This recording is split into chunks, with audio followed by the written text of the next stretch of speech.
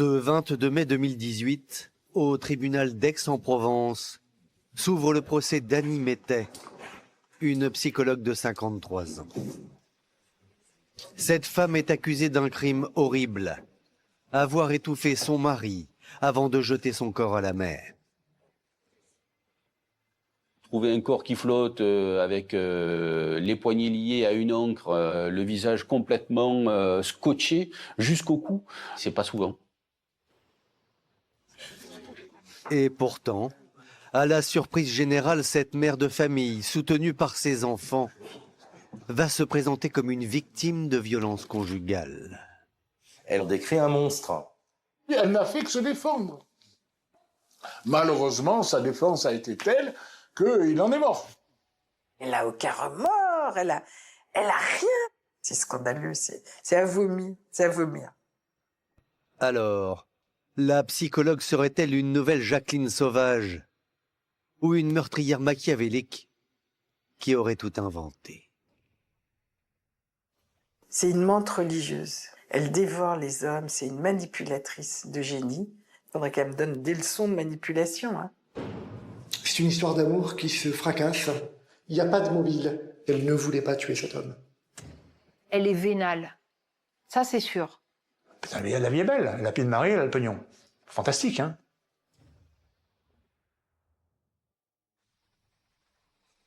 Tout commence dans la baie des Singes, au large de Marseille.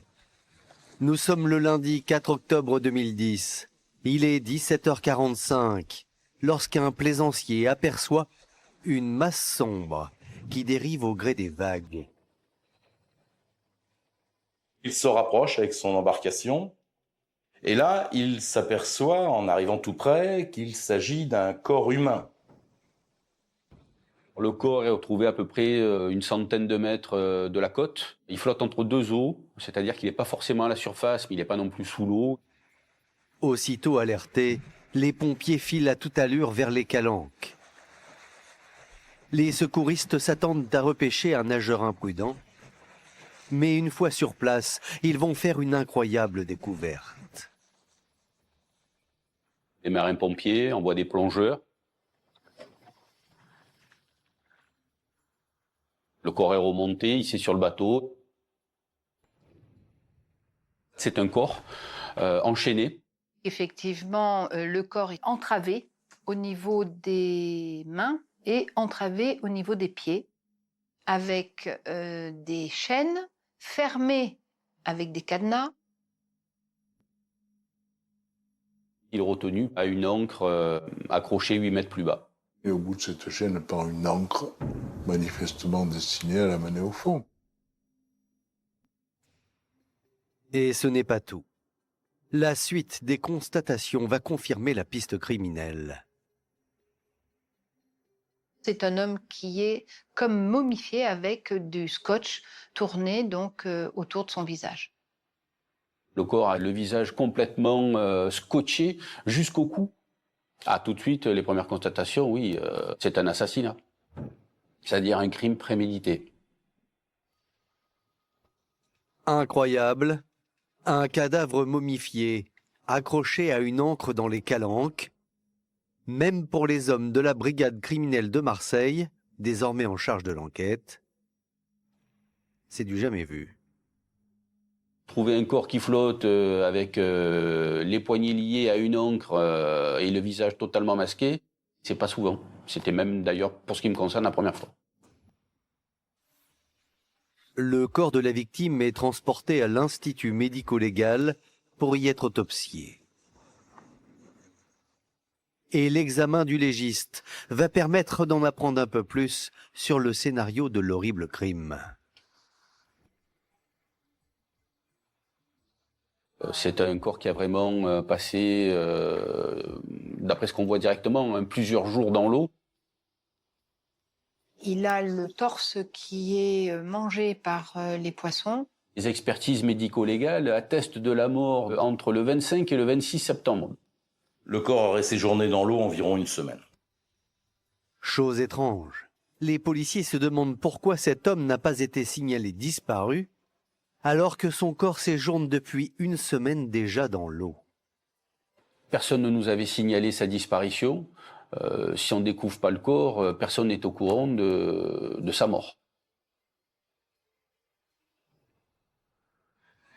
Et puis, l'autopsie apporte une autre information primordiale. La victime a été tuée avant d'être jetée à la mer. L'autopsie est claire, il est mort étouffé et non pas noyé. Donc c'est un corps qu'on a mis à l'eau rapidement après l'avoir étranglé, étouffé. Cet homme a été tué dans des conditions... Il faut employer des mots forts, là. Dans des conditions dégueulasses. Celui qui a fait ça voulait être certain qu'on ne retrouve pas le corps et que ce corps soit porté disparu à jamais.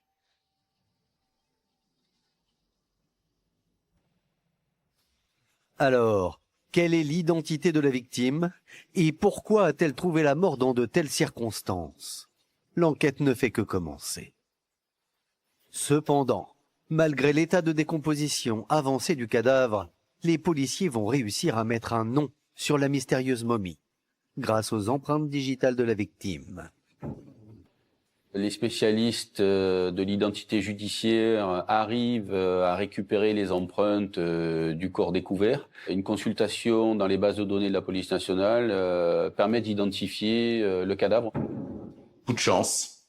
Cet homme était connu pour une histoire de conduite en état d'ivresse qui remonte à 1990. Et fort heureusement, il y avait une trace de son passage dans les services de police. L'homme le voici.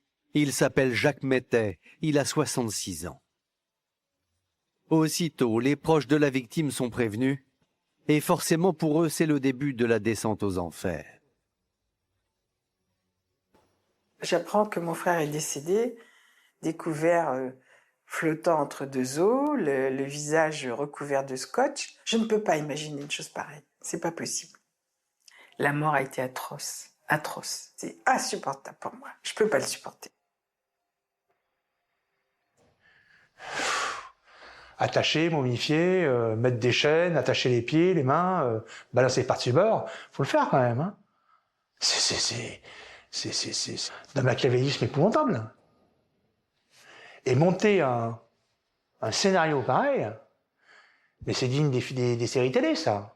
Mais on n'y croit pas dans la vie. Qui est-ce qui a pu lui en vouloir pour l'assassiner comme ça?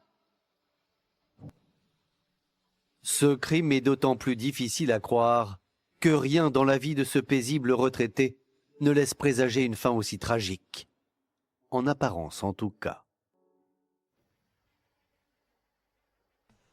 C'est ici, à Paris, que l'ancien haut fonctionnaire débute sa brillante carrière. Jacques Mettet est donc âgé de 66 ans, retraité de la Banque de France, où il occupait les fonctions de directeur adjoint d'un secteur de la Banque de France. Jacques Mettet a été marié une première fois avec une première femme qui a eu 3 enfants. C'était un garçon, il était flamboyant, ouais, flamboyant, c'est le terme. Mon frère, c'est un séducteur, brillantissime, intelligent, cultivé, qui est capable de parler de tout. Ma mère était toujours en train de me le vanter, qui gagnait plus d'argent que moi, voilà. Ah oui, c'était épouvantable. Côté cœur, après son premier mariage, Jacques Mettet semblait avoir trouvé la perle rare en la personne d'Anis Lama, une jeune et jolie secrétaire de 13 ans sa cadette. Alors Annie Mettet a longtemps travaillé elle aussi à la Banque de France, c'est d'ailleurs là où ils se sont rencontrés. Ils ont un point commun, ils sont veufs tous les deux au moment où ils se rencontrent. Immédiatement, Jacques tombe sous le charme de cette femme fatale, dont la prestance fait sensation aux fêtes de famille. C'est vrai que c'est une femme qui m'impressionne. C'est une belle femme, hein, Anis Lama, hein, elle est belle. C'est une grande femme brune, jolie, un corps très très mince, charismatique. C'est une femme qui est très athlétique, qui est grande, qui a beaucoup de charme. Jacques Mettet est un petit bonhomme d'1,65 m, assez sec, plutôt même presque maigre. À côté de cette femme qui était grande et belle, c'est vrai qu'il y avait une sorte de contraste. Je crois qu'on peut parler d'un authentique coup de foudre de part et d'autre. Elle a été séduite par l'atmosphère intellectuelle que dégageait cet homme, plein d'humour. Mon frère était amoureux d'elle, amoureux fou. Elle aussi, je pense qu'elle est amoureuse de lui. Elle était admirative de lui, de son intelligence. Annie est plutôt exubérante. Tout est haut en couleur. Annie Slama m'étonne. La belle Annie fait l'unanimité dans la famille de Jacques. En 1994, le couple se marie. Jacques a déjà 3 filles. Annie lui donnera 3 garçons. 3 ans plus tard, le couple décide de déménager. Lui va prendre sa retraite, elle va le suivre. Ils veulent se rapprocher de la mer. Ils vont donc venir habiter à Meyreuil, dans le sud de la France. Jacques Mettet vit donc avec sa femme à Meyreuil, à une trentaine de kilomètres de Marseille. Alors forcément, à la brigade criminelle, on s'interroge. Pourquoi son épouse n'a-t-elle pas signalé sa disparition? La femme de Jacques Mettet aurait-elle quelque chose à se reprocher? Les policiers décident d'aller frapper à sa porte pour avoir quelques explications. On va voir Madame Mettet le lendemain de la découverte du corps. Meyreuil, c'est une commune assez cossue. Elle vit dans une villa. Mais chose curieuse, lorsque les enquêteurs annoncent à l'épouse de Jacques Mettet le décès de son mari, elle ne semble pas très affectée. C'est assez atypique. Elle est assez neutre dans cette annonce-là. Et on sent que c'est une forte femme qui ne se laisse pas abattre. Cette femme va dire qu'elle n'est au courant de rien, qu'elle est très surprise. Annie Mettet explique aux enquêteurs qu'en réalité son couple n'était pas au mieux ces derniers temps. D'ailleurs, ils ne vivaient plus sous le même toit. Et cela à cause de la grave maladie qui avait foudroyé Jacques Mettet. Jacques Mettet, au moment des faits, était un homme malade. Il était traité médicalement. Effectivement, Jacques avait subi une ablation d'un poumon suite à un cancer des poumons. En attendant de vaincre sa maladie, Jacques avait décidé de vivre pleinement sa vie. Il a des grands projets. Il a des grands rêves. Il rêve des Baléares et il va s'installer aux Baléares. Madame Mettet vous indique qu'il passe le plus clair de son temps sur Minorque, en Espagne, sur une île, et que là-bas, il s'occupe de tourisme avec son voilier, le Percé. Il naviguait beaucoup entre les îles. Il faisait de temps en temps un petit peu de charter avec des touristes. Bon, il avait l'air heureux, oui. Il y a pire comme punition. Mais à entendre Annie Mettet, malgré la distance qui les séparait, le couple continuait tout de même à entretenir des sentiments amoureux. La relation entre Madame Slama et Monsieur Mettet était assez atypique. Elle va expliquer qu'ils sont effectivement séparés, mais que chaque fois qu'il revient voir Annie, ils ont effectivement des relations intimes. Jacques Mettet venait de temps en temps, passer une semaine, 10 jours, et puis repartait. Et souvent, c'est elle qui le rejoint aux Baléares, avec ou sans les enfants. Jacques, il a évidemment donné le goût de la mer à Annie Mettet. Elle a son propre bateau à Bandol. C'est un couple qui est séparé géographiquement, oui, mais pas vraiment dans le cœur.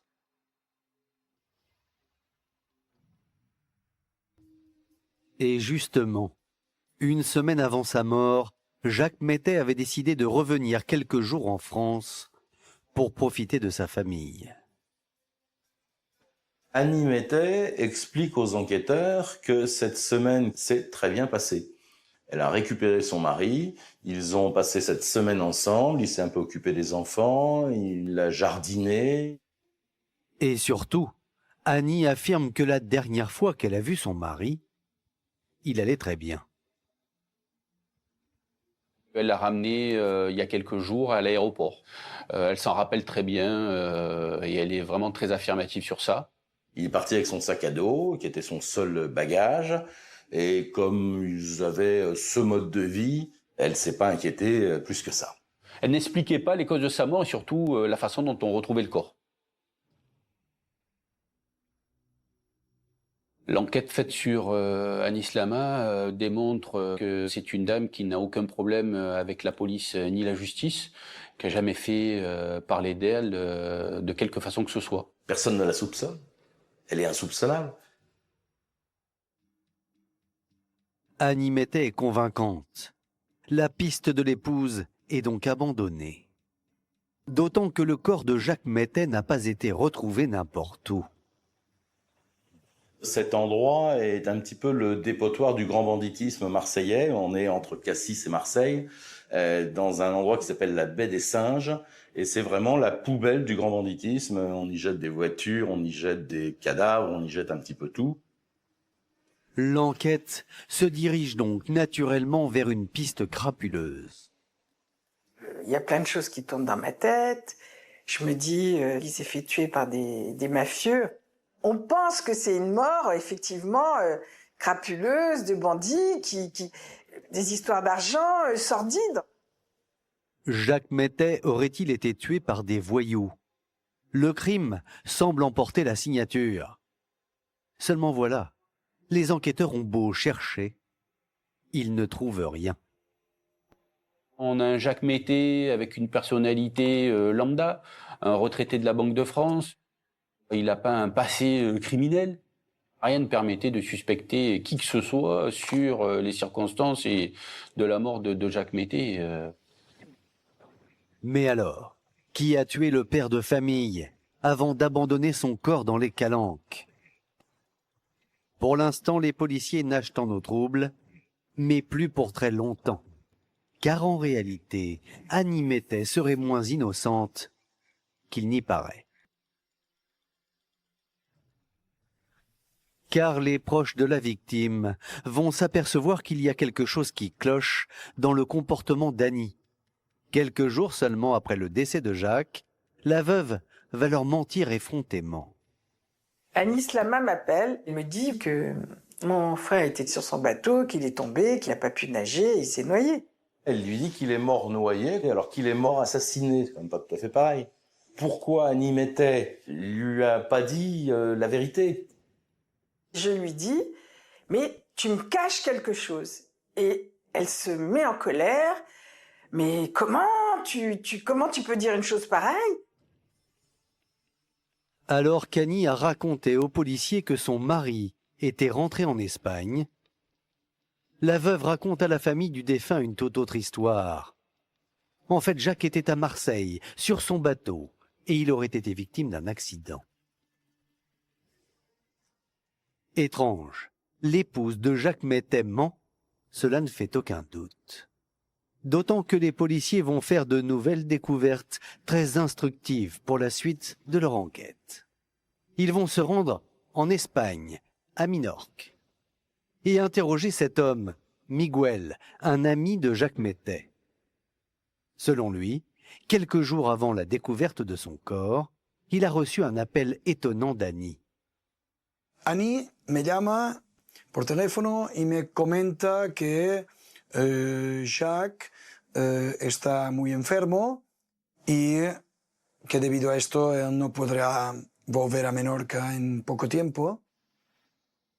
Elle me raconte au côté espagnol, Jacques Mettet, ne le cherchez pas, il est en France parce qu'il est malade. Et à ceux qui sont en France, de ne cherchez pas Jacques, il est retourné en Espagne. Elle a un comportement pour le moins curieux, pour ne pas dire bizarre. Et ce n'est pas tout. Miguel va faire d'autres révélations aux enquêteurs. Ce même homme, Miguel, reçoit un email signé de Jacques Mettet, où là, Jacques se livre un peu plus en lui disant qu'il a une rechute de sa maladie. Il m'explique qu'il doit passer une révision médicale de son cancer. Voici précisément ce que Jacques Mettet écrit à son ami. Cher Miguel, Annie m'a dit qu'elle t'a appelé et t'a mis au courant de ma maladie. Le foyer cancéreux n'est pas trop important, Je suis épuisé par le début du traitement de chimiothérapie, mais j'ai une petite chance de m'en sortir. Mes soins m'obligent à prolonger mon séjour en France pour environ 6 mois. Bien à toi, Jacques.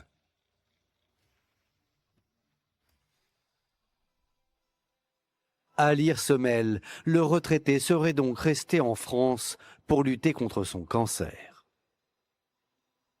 Seulement voilà, Jacques Mété n'a pas pu écrire ce message. Et cela, pour une raison très simple. Ce témoin espagnol nous montre un mail qui aurait été envoyé par Jacques Mété le 29 septembre. Sachant que l'autopsie va dater la mort dans la nuit du 25 au 26 septembre. Ça paraît compliqué que Jacques Mété envoie le mail le 29, parce qu'a priori il est mort. Donc c'est certainement pas Jacques Mété qui a envoyé le mail du 29. Et si c'est pas Jacques Mété, ça ne peut être que Annie. Et l'enquête déterminera qu'en fait, l'adresse IP ayant servi à envoyer cet email ressort à l'adresse de Mereuil.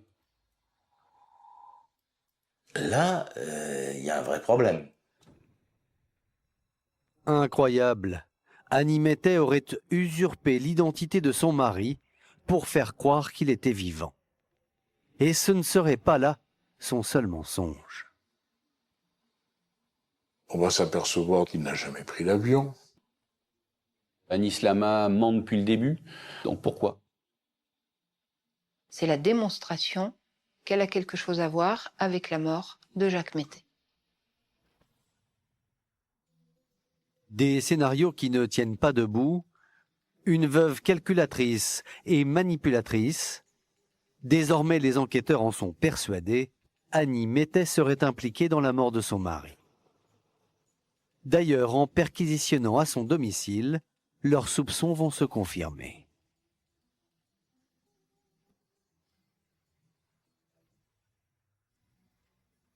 Mereuil, le 17 mai 2011. 8 mois après la mort de Jacques, les policiers investissent la villa Cossu à la recherche du moindre indice. Et la pêche est bonne. On va d'abord retrouver sur le porte-clés d'Annie Slama la clé des cadenas qui ont servi à entraver les pieds et les mains de Jacques.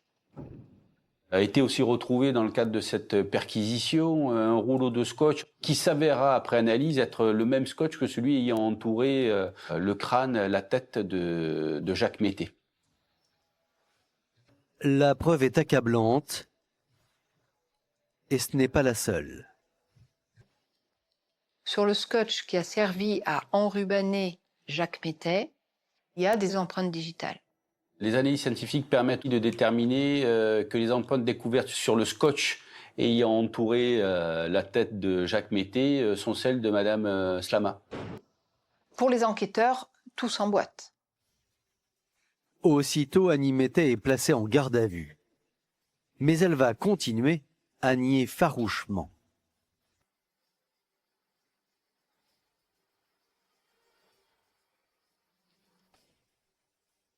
Elle maintient dans une première et une deuxième déclaration sa version initiale, c'est d'ailleurs je l'ai collé à l'aéroport. On n'a pas senti quelqu'un de déstabilisé. Voici ce que Annie Mété déclare. Madame Mété, dans quelles circonstances est mort votre mari? Je n'en sais rien. C'est vous qui m'avez appris sa mort. Mais confrontée à tous les éléments recueillis par les enquêteurs, le visage de la belle brune va petit à petit se décomposer. Nous, on lui met la pression avec ces éléments-là. Et au bout d'un moment, elle est obligée de reconnaître, devant l'évidence de tous ces éléments, elle est obligée de reconnaître sa culpabilité. Là, elle ne peut plus nier. C'est une évidence. Et là, elle comprend qu'elle a perdu la partie. Et quand elle comprend tout ça, elle vacille à la troisième audition. Et au deuxième jour de la garde à vue, elle va craquer. Seulement, Annie va livrer une version pour le moins surprenante. Annie Mettet reconnaît dans sa garde à vue j'ai tué Jacques de mes propres mains. Elle va simplement indiquer que c'est involontaire. Elle est dans la légitime défense. Devant les policiers, Annie Mettet raconte une nouvelle histoire, celle d'une épouse dévouée qui, pendant 20 ans, aurait vécu un véritable calvaire. Alors là, pour la première fois, elle se présente vis-à-vis des enquêteurs comme une femme victime de violences conjugales. Elle nous dit qu'effectivement, son mari a une forte dépendance à l'alcool. Elle va commencer à décrire son mari comme une véritable furie. Elle dit qu'il était bipolaire, il pouvait être de parfaite humeur à 8h du matin et dans une colère noire à 8h10. Il est violent avec les enfants, avec elle-même. Il y avait des crises terribles. C'était quelqu'un qui pouvait être très agréable. Et en même temps, Jacques Mettet, c'est un homme qui est malade. Elle ne peut pas l'abandonner. Quand on la questionne, Annie Mettet était une femme soumise à la violence de Jacques. Selon Annie, à l'occasion de sa dernière visite, l'homme mi-ange mi-démon aurait dépassé les bornes. C'est donc dans la nuit du 25 au 26 septembre 2010, dans le port de Bandol, que d'après les déclarations d'Annie Mettet, tout aurait basculé. Annie a son bateau, qui est un catamaran, dans le port de Bandol. Et elle va expliquer que ce soir-là, ils avaient décidé d'aller se passer une soirée tranquille sur le bateau. C'est ce qu'ils vont faire. C'était un week-end romantique. Elle aurait eu une relation sexuelle avec son ex-mari, consentie. Sauf que Jacques Mettet avait déjà beaucoup bu. Et à un moment, il est foudroyé par l'alcool, donc il s'endort. Sauf que, à son réveil, le mari bipolaire aurait fait une nouvelle crise. Il s'est réveillé, il a voulu avoir une deuxième relation intime qu'elle ne voulait pas. Il défait sa braguette, je ne vous fais pas de dessin. Une dispute s'en est suivie. Voici ce que Annie Mettet déclare. Une dispute a éclaté, car Jacques voulait à nouveau faire l'amour, mais j'ai refusé. Nous en sommes venus aux mains. Il m'a attrapé par le cou et j'ai essayé de le repousser. Il a voulu me violenter. Il voulait avoir encore un rapport avec moi. Il m'a empoigné le cou, il voulait m'étrangler. Et la bagarre éclate entre les deux. Dans ce corps à corps violent, Annie Mettet prétend qu'elle aurait commis l'irréparable. Mais elle parle d'un accident. Elle se serait défendue, ce dernier serait tombé. Elle va arriver sur lui et lui mettre la main sur le visage, sur la bouche pour ne plus l'entendre. Elle pète complètement les plombs en réalité. Et elle se serait rendue compte qu'il ne respirait plus. Elle reconnaîtra l'avoir étouffé.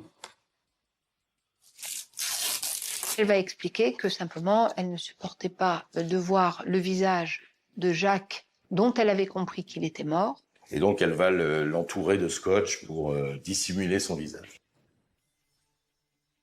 La tête momifiée, Jacques Mettet gît inanimé dans la cabine du catamaran. C'est là que la mère de famille aurait pris une décision radicale, se débarrasser de son cadavre.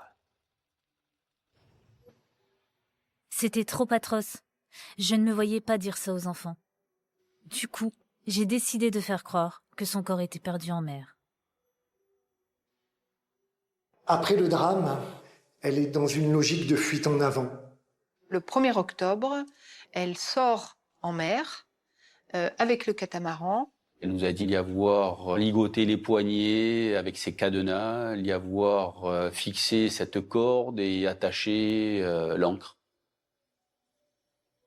Et elle va jeter le corps de son mari par-dessus bord.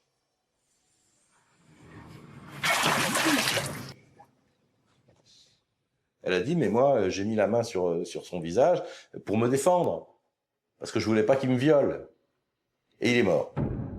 Cette violence qu'elle a toujours subie est la cause de sa réaction, de ce décès accidentel pour elle.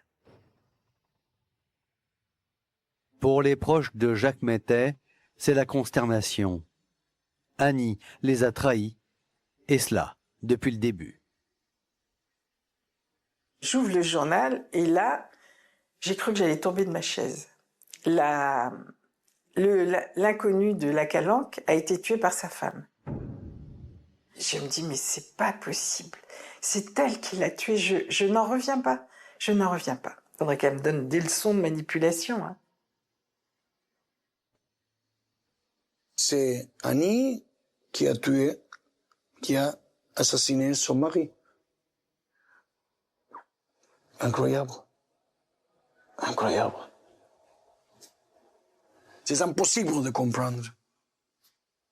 C'est impossible. Alors là, je dis ça, c'est quelque chose de costaud. Un mari violent qui l'aurait poussé au crime. Annie Mettet serait-elle une victime comme elle le prétend, ou tenterait-elle de manipuler les enquêteurs? C'est en plongeant dans la vie de la victime que les policiers vont faire des découvertes fracassantes. Les enquêteurs travaillent sur la personnalité de Jacques Mettet et donc vont aller assez loin en arrière dans sa vie pour voir si il est le monstre que Annie Mettet décrit ou bien est-ce qu'elle se fout du monde. L'enquête a déterminé que Jacques Mettet était un individu particulier, pas forcément facile à vivre. Nous avons retrouvé le propre médecin de Jacques Mettet. Son diagnostic est glaçant. Jacques Mettet,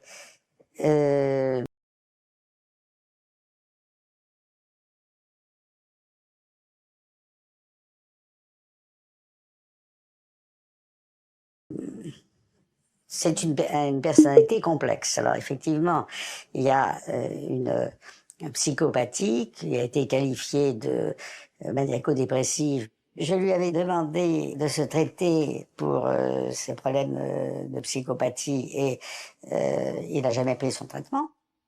Vous ajoutez ça avec la prise de certains médicaments et l'abus d'alcool, ça fait quelqu'un d'assez instable. Issu de son premier mariage, les filles de Jacques Mettet vont venir décrire l'ambiance épouvantable que leur père faisait régner chez eux. Ses propres filles décrivent un type terrible en disant qu'elles ne veulent pas rester seules avec lui, qu'elles se débrouillent toujours pour être à deux parce qu'elles craignent ses colères et ses changements d'humeur. La sœur de Jacques Mettet va même raconter aux enquêteurs une terrible anecdote. À l'époque où ils habitaient tous à Paris, un soir, elle a au téléphone Annie. Annie Slama m'appelle, elle me dit viens vite, il est en pleine crise. Donc je lâche tout, hein, j'arrive, je cours. Et lorsqu'elle arrive, elle découvre une scène surréaliste, elle voit Jacques Mettet qui tient en joue avec une arme Annie. Et là je vois mon frère, j'ai peur, je veux dire, c'est vrai qu'il fait peur. C'est pas un vrai revolver, je sais pas, ou un fusil à plomb, ou je sais pas ce que c'est, mais il était en crise aiguë, là, de folie. C'était Jacques, voilà. À la suite de cet épisode, Jacques sera interné quelques jours. Annie Mettet, sa femme, passera l'éponge sur cet incident violent. Mais voilà, les frasques répétitives de l'homme malade ont fini par lasser tout son entourage. Il s'est fâché avec toute sa famille, en fait, tout le monde lui tournait le dos. Il était effrayant. Effrayant. J'en étais arrivée à souhaiter la mort de mon frère. Enfin, c'est affreux. Hein. Inconsciemment, quoi, je veux dire.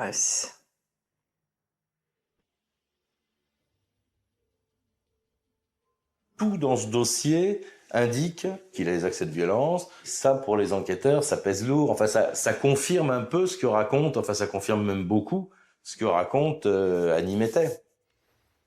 Alors, Annie Mettet dit-elle la vérité? Jacques, son mari, était-il devenu au fil du temps un homme d'une violence extrême? Aurait-elle fini par le tuer, accidentellement, au terme d'une énième crise? À ce stade, l'hypothèse peut paraître assez crédible. Seulement, quelque chose ne colle pas, et plusieurs éléments vont mettre en doute la version d'Annie Mettet.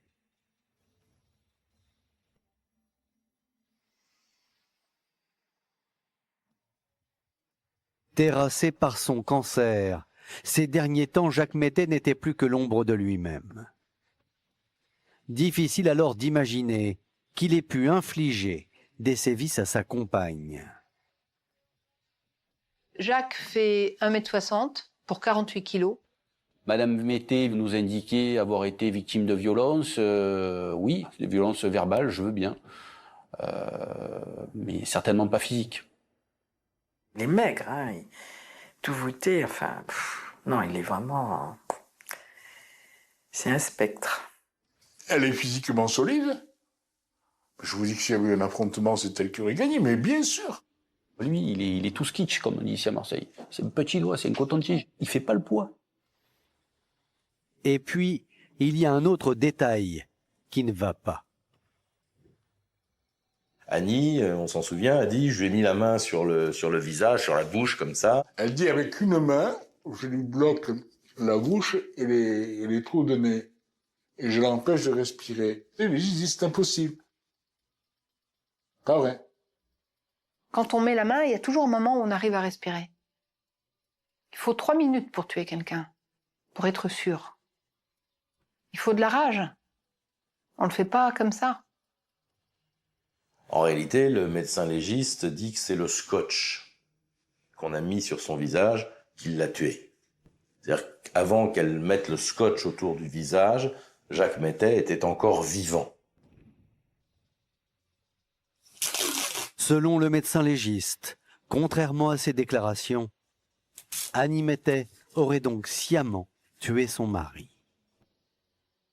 Rien ne venait justifier d'être obligé de boucher les voies respiratoires avec du scotch, si ce n'est de vouloir s'assurer qu'il ne respirerait plus. Ça ne peut être qu'un meurtre. Ça ne peut pas être un accident. La volonté de tuer, elle était évidente.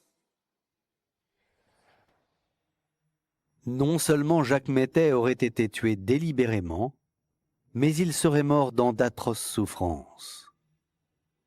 Elle a dû lui entourer la tête alors qu'il était encore vivant. Donc il est mort asphyxié. C'est une agonie épouvantable. C'est inhumain. Et puis il y a autre chose.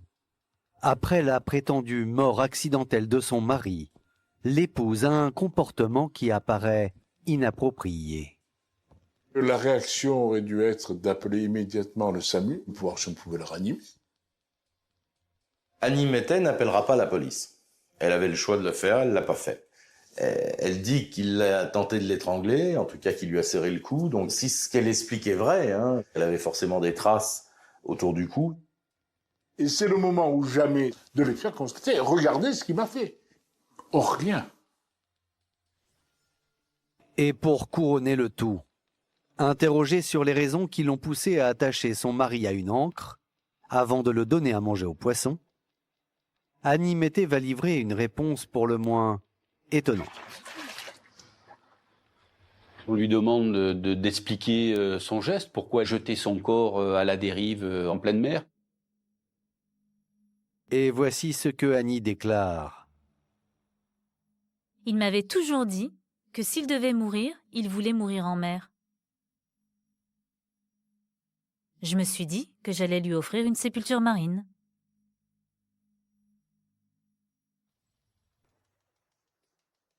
Elle a le cynisme, je veux dire, de dire il voulait une sépulture en mer.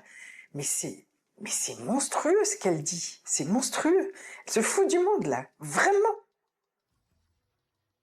C'est juste extraordinaire. Il faut oser. Il a voulu m'agresser, il a voulu me violenter, mais je lui ai donné une sépulture marine. Belle image. Décidément, la veuve ne se démonte pas. Le 19 mai 2011, à l'issue de sa garde à vue, Annie Mettet est mise en examen pour meurtre et placée en détention provisoire. Et ce n'est pas tout. L'enquête financière va démontrer qu'elle aurait peut-être un mobile. Car après avoir tué son époux, Annie l'aurait littéralement dépouillé. Les enquêteurs découvrent que, après la mort de Jacques Mettet, sa carte bleue, elle, était bien vivante. Elle va siphonner littéralement le compte bancaire de son mari dès le 26 septembre. Il faut se rappeler que Jacques est mort dans la nuit du 25 au 26. Cette femme vient de tuer son mari la nuit précédente. C'est une attitude anormale, c'est une attitude calculée.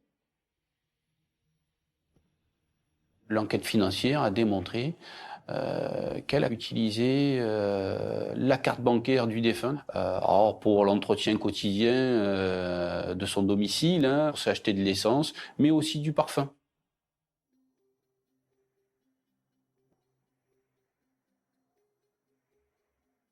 Où elle va, qu'est-ce qu'elle va faire? Elle va aller, passez-moi la formule, claquer le fric de la carte bleue. Et elle va se payer tout ce qu'elle a envie de se payer. Et pour vider les comptes de son défunt mari jusqu'au dernier centime, la veuve serait prête à tout, même à usurper une nouvelle fois son identité.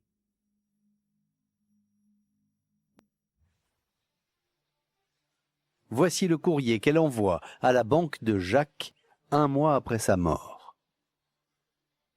Un ordre de virement vous a été adressé par fax il y a 1 semaine. Virement à effectuer le 2 novembre vers le compte de ma femme et de mon fils. Or, rien n'est passé sur le compte. Comment cela se fait-il? C'est juste incroyable. Elle ne craint rien. Alors que les policiers l'ont informée du décès de Jacques, dans les conditions qu'on connaît, elle se fait passer pour lui auprès de la banque de Jacques pour essayer de récupérer l'argent qu'il y a sur les comptes. C'est une affabulatrice patentée. Elle avait pour habitude aussi de faire des faux dans tous les actes de la vie courante.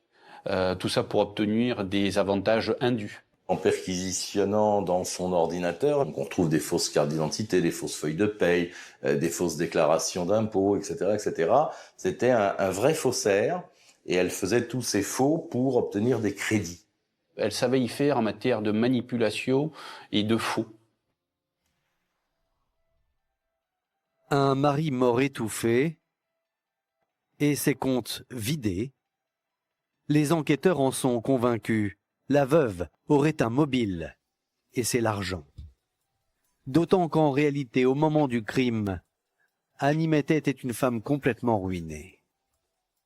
Elle a fait de mauvaises affaires, elle a essayé de monter des trucs qui n'ont pas marché, elle était couverte de dettes. En gros, à l'arrivée, elle avait, à l'époque des faits, en 2010, elle avait une dette de 300 000 euros.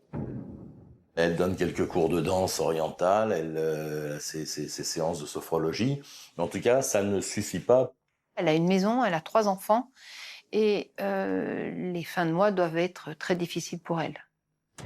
Or, d'après l'enquête financière, la disparition de Jacques pouvait permettre à sa femme d'éponger l'ensemble de ses dettes. Jacques Mettet, il touche 4 000 euros par mois. S'il disparaît, la veuve touche plein pot les 4 000 euros pendant 10 ans. Donc l'idée qu'on laisse le corps en mer, qu'on ne le retrouve jamais, ça assurait à Annie Mettet une rente de 4 000 euros par mois, qui rapportait plus d'argent mort que vivant. Elle va aller balancer à l'air en disant on ne le retrouvera pas, et tant qu'on ne le retrouvera pas, la retraite continuera de verser, et tant que la retraite continuera de verser, voilà, j'aurai mon argent, voilà, bien, tout va bien. Mais la vie est belle, elle a pied de mari, elle a le pognon. Fantastique, hein? Pour l'entourage de Jacques Mettet, c'est le coup de grâce. Elle vient de le tuer, elle prend l'argent. Elle a aucun remords, elle a rien. C'est inimaginable. C'est scandaleux, c'est à vomir, c'est à vomir, c'est à vomir. Elle est machiavélique, cette nana. Hein. Elle est vénale. Ça, c'est sûr. Pour l'heure, tout accable Annie Mettet. Son destin semble scellé. Mais voilà, à l'occasion de son procès, l'affaire, déjà étonnante, va connaître un incroyable épilogue. Le 22 mai 2018, 7 ans et demi après les faits, s'ouvre le procès d'Annie Mettet devant la cour d'assises d'Aix-en-Provence. L'enjeu est de taille. Elle risque la prison à vie. Première surprise, c'est une femme métamorphosée mais libre qui pénètre dans la salle d'audience.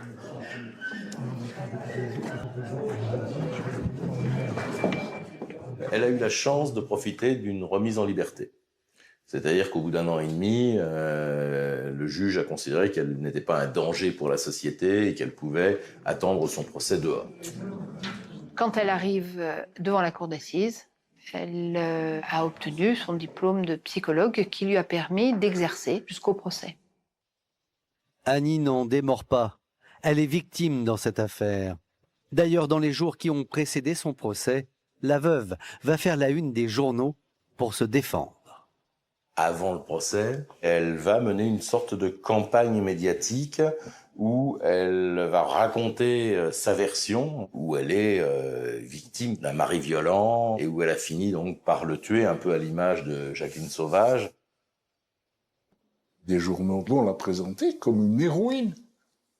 Comme une héroïne. Quand elle arrive, il y a déjà la nuée de journalistes qui est derrière elle. Elle est filmée, photographiée, voilà. Je la vois au procès, bon, elle est recroquevillée, elle est des dos, elle se cache, elle chougne, bon, elle joue le rôle de l'accusée, hein, ce qui est normal. Hein. Elle va reconnaître avoir tué Jacques Mettet. Elle dira que c'est parce qu'elle a été agressée et ce sera sa ligne de conduite pendant tout le procès. Quant à l'argent qu'Annie aurait volé sur les comptes de son mari, après sa mort, la veuve aux abois va livrer une explication. Elle dira qu'elle avait été obligée de faire ça pour protéger ses enfants. Ça, c'était un vrai prétexte. Ah, c'est cousu de fil blanc, ça. Elle prend la carte bancaire, elle va acheter du parfum. La pauvre. Elle a fait ça pour ses enfants. Ah oui, ses enfants. L'issue du procès paraît inéluctable. Seulement voilà, Annie Mettet va bénéficier d'un petit coup de pouce du destin. Le jury sera exclusivement composé de femmes. Les 2 assesseurs étaient des femmes, les 6 jurys tirés au sort étaient des femmes, ainsi que les 2 jurys supplémentaires. Un président de cour d'assises entouré de femmes. C'est le fruit du hasard. Je ne parlerai pas de solidarité féminine, mais en entendant cette femme se plaindre des coups et des violences de son mari, ces femmes se sont mises à la place de l'accusé. Donc, elle a bénéficié finalement de tout ce qui était positif pour elle. Et puis, pour prouver qu'elle est une victime, la mère de famille a des alliés de taille. Les 3 fils qu'elle a pourtant eus avec Jacques et qui vont témoigner en sa faveur. Les fils ont défendu leur mère, bec et ongle. Ils viennent faire des dépositions au terme desquelles le père était un homme épouvantable. Était un homme qui les avait méprisés, qui les avait frappés, enfin bref, qui les avait maltraités toute leur vie. Et pour lequel ils n'avaient pas de regrets. Les 3 enfants venaient soutenir leur mère dans la violence qu'elle avait vécue de leur père. Ils expliquent qu'ils ont besoin d'elle, qu'elle a besoin d'eux. Et ils demandent que tout s'arrête, qu'il n'y ait plus de poursuite, qu'elle ne rentre pas en prison et qu'elle revienne à la maison. Au fil des témoignages, le procès d'Annie Mettet devient celui de son compagnon, Jacques Mettet. Et ce n'est pas tout. Selon certains experts, la victime n'aurait peut-être pas été tuée volontairement. Les médecins experts, eux, vont dire qu'il est mort étouffé, mais qu'on ne peut pas dire si c'est le scotch ou la main. Ils ne peuvent que faire des hypothèses. Elle pouvait l'avoir tué comme elle l'indique avec la position de ses mains. Donc finalement, on ne sait pas comment elle l'a tué. Elle sait, mais nous, on ne sait pas. Alors, Annie Mettet sera-t-elle sévèrement punie? Ou bien les jurés tiendront-ils compte du contexte très particulier qui l'a conduit à commettre ce geste irréparable? Après 3 jours d'audience, le verdict tombe. 5 ans. Elle prend 5 ans. Elle a été condamnée à 5 ans sur 22 qui avaient été requis. On n'a même pas entendu le meurtre. Les jurés ont considéré que c'était des coups et blessures volontaires ayant entraîné la mort sans intention de la donner. C'est-à-dire qu'en fait, on l'a cru sur parole. On a cru sa version. Finalement, les jurés ont considéré qu'Annie Mettet avait donné des coups et blessures à Jacques Mettet sans intention de le tuer.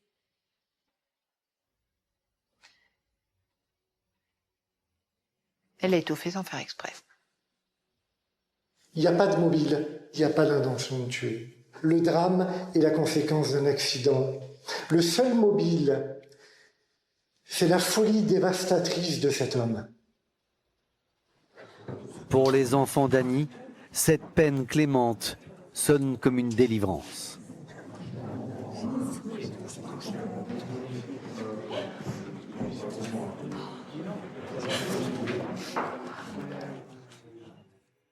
Mais du côté des proches de Jacques, l'incompréhension est totale. Mais je dis, mais qu'est-ce qu'il leur faut? Mais qu'est-ce qu'il leur faut si c'est la pas intention de la donner, la mort? Elle s'est présentée comme une victime. Et ça a marché. Le pire, c'est que ça a marché.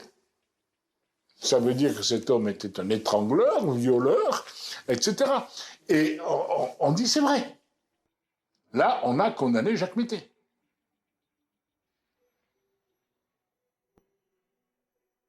Je suis estomaquée. Elle a eu raison de le tuer. C'était une bête malfaisante pour la société. Voilà.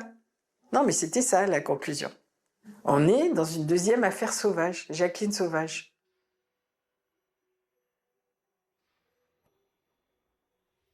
Pour son entourage, quoi qu'il en soit, Jacques Mettet ne méritait pas de mourir dans de pareilles circonstances. Dans le procès, on n'a pas souligné la gravité de cette mort, la souffrance de cette mort. Personne ne l'a dit. Personne. On a plaint cette pauvre femme. On n'a pas plaint mon frère. C'est lamentable. Lamentable. Même s'il est odieux, même s'il est fou, on tue pas quelqu'un comme ça. C'est pas possible. C'est impensable. Condamnée à 5 ans de prison, Annie Mettet arrive à mi-peine en cette fin d'année 2018. Elle a demandé, comme le prévoit la loi, sa remise en liberté pour pouvoir retrouver ses enfants.